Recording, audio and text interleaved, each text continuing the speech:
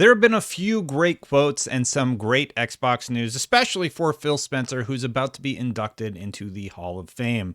Playing a little bit of catch up here, but I thought I would discuss some of these quotes that we've seen, mostly from Stephen Totilo, and discuss them aside from all of the Activision craziness that's been happening.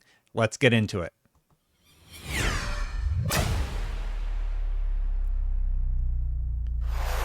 Thank you so much for watching. Before we get into it, please consider hitting that subscribe button, hitting that bell before we get going. I do have a goal of hitting 100,000 subscribers in 2022. So we hit 80,000. Thank you so much to everybody who has subscribed in the channel. It is definitely a milestone for the channel. I do appreciate everybody who subscribes and watches regularly. Thank you so much for that. We're going to keep on climbing to 100K. Anyway, the story is largely about Phil Spencer and some of the quotes from his interview with Stephen Totilo recently. Stephen Totilo of Axios also put out a newsletter talking about Phil Spencer's induction into the Hall of Fame. So let's start with the Hall of Fame. Basically, he is going to be receiving the Lifetime Achievement Award very, very soon, and that's definitely an achievement for somebody of his stature. The quote reads that Phil Spencer has demonstrated both passion and leadership throughout his career at Microsoft. He is responsible for countless impactful and pivotal initiatives that have reverberated throughout the entire gaming industry. That's from Megan Scavio, president of AIAS. On behalf of the Academy's board of directors, we are looking forward to celebrating Spencer's important impact on video game history by presenting him with our Lifetime Achievement Award. That's actually not from Stephen Totilo. That is from a different website. That is from PCMag.com, which doesn't run very well for me. But anyway, quite the achievement for somebody like Phil Spencer. There's a lot of, great names on the Lifetime Achievement Award from DICE and within the gaming industry. I think it's just sort of a cool moment to reflect back on what has been built over the last 7 years for Xbox. Phil Spencer took over in 2014, basically after the Xbox One launched disastrously. And, eventually we got rid of the Kinect.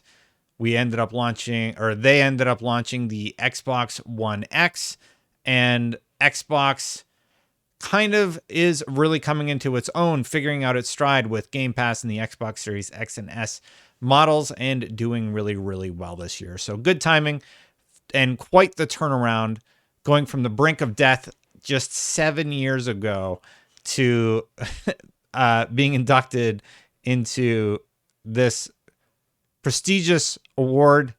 Not inducted, that's not the right word. Being given this prestigious award from DICE.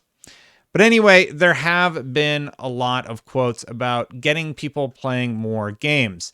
And what they've really wanted is just as many people playing games as possible. So when asked about this, Stephen Totilo tweeted that Phil Spencer said, "Can we really make these games? Can we allow them to reach more players than they've ever seen before?" And I say that because I believe in the social impact of interactive entertainment. I want more people to be playing WoW in 5 years that are playing today. I want more people to be playing Call of Duty in 5 years. More people to be playing Candy Crush in 5 years, because we've made it more accessible to more people. And that was to Stephen Totilo. And if you read between the lines, this was largely our first signal that, these are franchises that they want on as many platforms as possible and delivered to as many eyeballs as possible. So at least for these franchises, we know that they are going to be cross-platform, and it does sound like more Activision titles are going to follow suit, and they will obviously be more clear about what those are in the future. Now, I personally think it would be pretty amazing if World of Warcraft was able to come to every platform. It's an old enough franchise that I have to imagine even the Nintendo Switch could handle running some sort of version of World of Warcraft in the near future, and I think that would be a big announcement for the video game industry. And it does sound like they want to let Call of Duty remain on PlayStation and even find its way onto the Nintendo platform that is currently available, the Switch, and probably whatever is coming in the near future. So that's good. More people playing games than ever before. One of the other quotes were about the Game Pass price increase. Now, this has been a point of contention for gamers for as long as I can remember. They keep saying, you know that it's going to increase. Well, he actually remarked on that. He says, I feel like I can't prove this negative.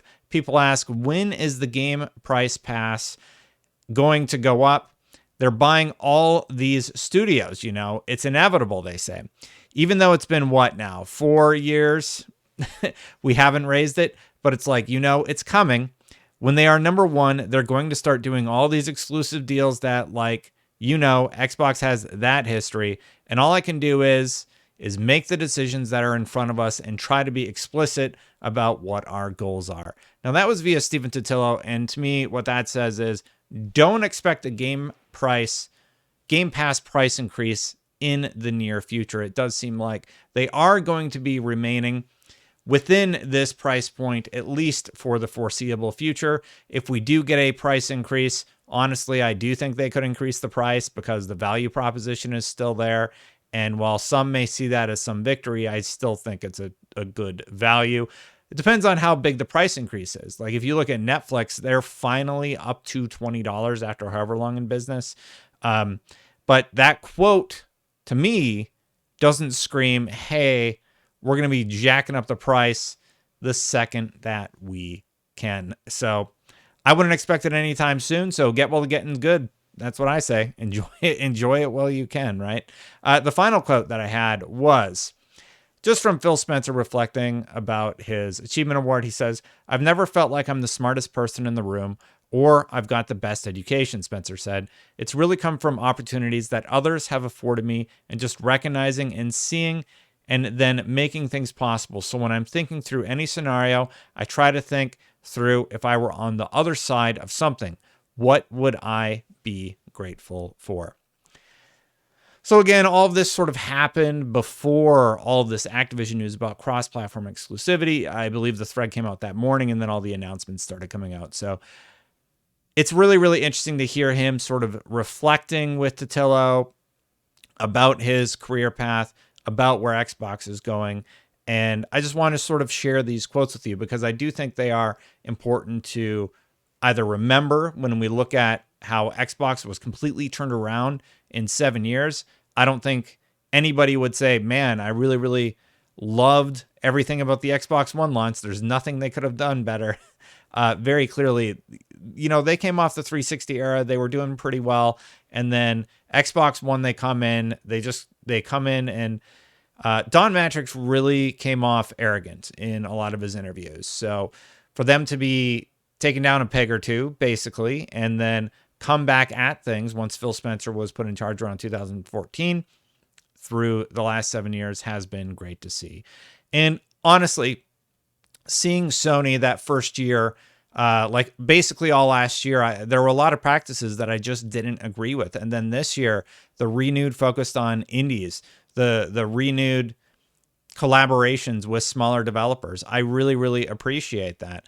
Their messaging about cross-platform play has been really, really great. And actually seeing Xbox follow suit and say, yeah, you know what? We want Call of Duty to remain multi-platform. Whether or not that's to appease the FTC, it doesn't really matter. It is a good thing for gaming at the end of the day that a franchise like Call of Duty does remain multi-platform. I think it's better for the game, and I do think it is better for the longevity of the game.